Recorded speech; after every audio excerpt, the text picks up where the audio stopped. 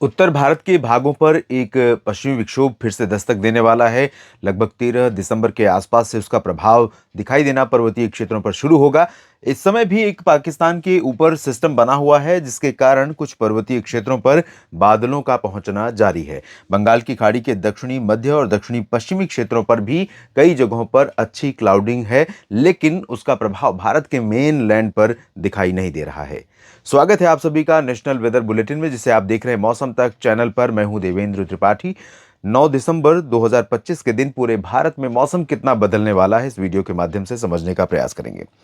तो दोस्तों, उत्तर भारत के मैदानी क्षेत्रों पर लगातार चलने वाली उत्तर पश्चिमी ड्राई विंड्स के कारण आसमान पूरी तरह साफ हो रहा है, और इसी के कारण एटमॉस्फेयर क्लीन होने के कारण जो मैक्सिमम है वो थोड़ा बढ़ा है, और मिनिमम टेम्परेचर में भी हल्की वृद्धि दर्ज की गई है।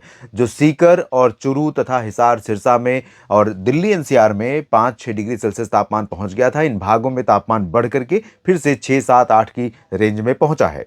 लेकिन परिस्थितियां फिर से फ्लक्चुएट करने की दिखाई पड़ रही हैं, और अनुमान यह है कि अगला जो WD आएगा उसके पहले एक बार पहले तापमान नीचे जाएगा, और उसके बाद जब WD पहुंचेगा तो WD आने के बाद क्या होता है आप जानते हैं कि पश्चिमी दिशा की ड्राई विंड्स का चलना बंद हो जाता है, और उसके कारण दिल्ली एनसीआर पर पोल्यूशन और आसपास के भागों पर थोड़ा धुंध एटमॉस्फेयर में दिखाई देनी शुरू होती है। और जैसे ही आगामी WD पहाड़ों पर बर्फबारी देने के बाद आगे बढ़ेगा, अनुमान है कि 14-15 में बर्फबारी हो सकती है ऊंचे पहाड़ों पर, और उसके पहले भी थोड़ी बहुत संभावना है, कल भी चांसेस दिखाई दे रहे हैं थोड़े बहुत।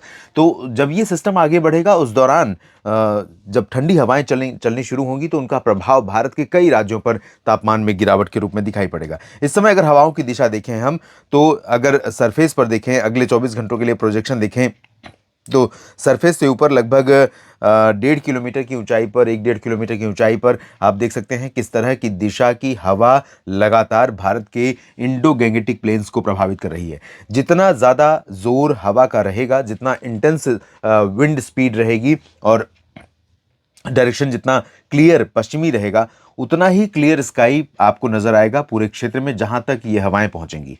यहां बंगाल की खाड़ी की कुछ हवाएं थोड़ा सा वेस्टर्न घाट पर, इंक्लूडिंग महाराष्ट्र और कर्नाटक तथा आसपास के भागों पर नजर आ रही हैं। कुछ हवाएं गुजरात तथा मध्य प्रदेश के पश्चिमी और दक्षिण पश्चिमी रीजन पर भी इन हवाओं में मर्ज हो रही हैं। तो इसके कारण यहाँ पर थोड़ा सा कहीं कहीं पर बादल पैच में बन रहे हैं, लेकिन इन बादलों का कोई प्रभाव भारत के किसी भी राज्य के मौसम पर नहीं है फिलहाल, अभी के लिए, आज के लिए, 8 दिसंबर के लिए। अगले 24 घंटों में क्या परिवर्तन हो सकता है, आइए समझने का प्रयास करते हैं। यहाँ पर हवा का रुख बदलने से ही मौसम में परिवर्तन होगा, और अभी जो इंडिकेशन है, क्योंकि जब तक उत्तर भारत के पहाड़ों पर कोई स्ट्रांग WD नहीं आएगा, पश्चिमी दिशा की हवा की रफ्तार नहीं ब्रेक होगी, और ना ही उसकी दिशा में परिवर्तन होगा। और बंगाल की खाड़ी या अरब सागर पर कोई ऐसा इन्फ्लुएंशियल सिस्टम इस समय नहीं है जो उत्तर भारत की तरफ रुख कर सके और जो उत्तर पश्चिम दिशा से आने वाली इन हवाओं के प्रभाव को कम कर सके। तो फिलहाल अभी ओवरऑल देखें मोटे तौर पर, तो पूरे भारत में, चाहे वो गिलगित बाल्टिस्तान मुजफ्फराबाद लद्दाख का रीजन हो, या फिर जम्मू कश्मीर हिमाचल और उत्तराखंड के क्षेत्र हो, पंजाब हरियाणा चंडीगढ़ दिल्ली राजस्थान उत्तर प्रदेश, यानी पूरा उत्तर भारत का पर्वतीय और मैदानी रीजन। इसके बाद मध्य भारत में गुजरात, मध्य प्रदेश, महाराष्ट्र, छत्तीसगढ़, ओडिशा, गोवा, और पूरब में बिहार, झारखंड, पश्चिम बंगाल, सिक्किम, और अरुणाचल, असम, मेघालय, नागालैंड, मणिपुर, मिजोरम, त्रिपुरा, इन सभी भागों पर पूरी तरह से मौसम साफ और शुष्क रहेगा। दक्षिण भारत में भी ज्यादा संभावनाएं बारिश की फिलहाल नहीं नजर आ रही हैं, लेकिन जो बंगाल की खाड़ी पर अभी आपने बादल देखे, दक्षिण पश्चिमी और दक्षिणी मध्य भागों के ऊपर काफ़ी घने बादल हैं। ये बादल धीरे धीरे अप्रोच कर रहे हैं टुवर्ड्स तमिलनाडु कोस्ट, जो ईस्टर्न कोस्ट रीजन है। तो पंबन से नीचे कन्याकुमारी के बीच में कुछ स्थानों पर यहाँ पर संभावनाएं बारिश की बढ़ रही हैं, लेकिन बहुत इंटेंस स्पेल नहीं रहेगा और बहुत व्यापक दायरा इसका नहीं रहेगा। हालांकि आंतरिक रीजन पर तिरुचिरापल्ली, मदुरई, कोयम्बटूर और आसपास के भागों पर कुछ जगहों पर हल्की वर्षा हो सकती है। उत्तरी तमिलनाडु और केरल का पूरा रीजन, चाहे त्रिवेंद्रम हो या कोचीन, वायनाड हो, पलक्कड़, इन सभी भागों पर पूरी तरह से मौसम शुष्क और साफ रहने वाला है। सिक्किम, इधर लक्षद्वीप में भी चांसेस साफ और शुष्क मौसम के ही हैं, और वही स्थिति यहाँ दक्षिण में बेंगलुरु, मैसूरू, हसन से लेकर चित्रदुर्गा, बेल्लारी, और उत्तरी रीजन में गुलबर्गा, गडग, रायचूर, कोस्टल रीजन में, और साथ ही साथ आंध्र प्रदेश के रायलसीमा, तटवर्ती हिस्से, तेलंगाना का पूरा रीजन, यहाँ पर भी साफ और शुष्क मौसम रहेगा। बरसात की संभावनाएं नहीं है, सिर्फ यहाँ पर थोड़ी संभावना है, और तटवर्ती रीजन पर इंटेंसिटी तमिलनाडु के ज्यादा हो सकती है। हो सकता है पुदुचेरी में भी कुछ बादल बने। बादल तो त्रिवेंद्रम से कोचीन के बीच में और सेलम तथा आसपास के भागों पर और चेन्नई पर भी बनेंगे, नेल्लोर के ऊपर भी बादल पहुंच सकते हैं और हो सकता है कुछ बूंदाबांदी हो जाए, लेकिन यहाँ संभावनाएं बहुत कम है। और इसके बाद मध्य भारत की बात अगर हम करें या पूर्वी तथा पूर्वोत्तर भारत के भागों में और क्या कुछ परिवर्तन मौसम में हो सकता है, तो विंड पैटर्न एक बार फिर से मैं आपको दिखाना चाहूँगा। जो आप देखिए गुजरात में अहमदाबाद और इधर आप कह सकते हैं कि मध्य छत्तीसगढ़ और उड़ीसा के अधिकांश हिस्से, इन सभी भागों तक उत्तर की हवाओं का प्रभाव सरफेस पर भी यानी सतह पर चलने वाली हवा के रूप में और थोड़ी सी ऊंचाई के ऊपर भी इन्हीं हवाओं का प्रभाव रहने वाला है।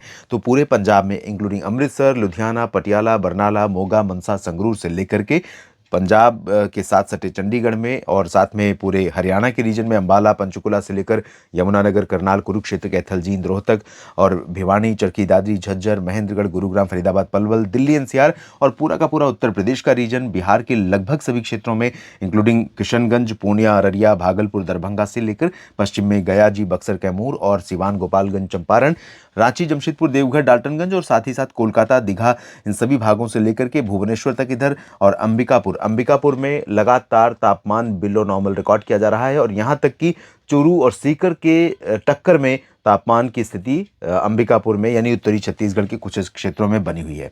वजहें अलग अलग हो सकती हैं, लेकिन छत्तीसगढ़ के कुछ उत्तरी जिलों पर लगातार तापमान नीचे बना हुआ है नवंबर की शुरुआत से ही और वो स्थिति यहाँ पर जारी रहने वाली है। मध्य प्रदेश के भागों पर इंदौर और उज्जैन में भी फिर से तापमान नीचे जाने लगा है। नीमच, रतलाम, मंदसौर और धार, खरगोन, खंडवा और साथ में भोपाल, ग्वालियर, अशोकनगर, शाजापुर, इन सभी भागों पर भी तापमान में गिरावट होगी। रीवा, सीधी, सिंगरौली में भी पारा नीचे गया है और राजस्थान के अधिकांश भागों पर तापमान कंसिस्टेंटली नीचे है।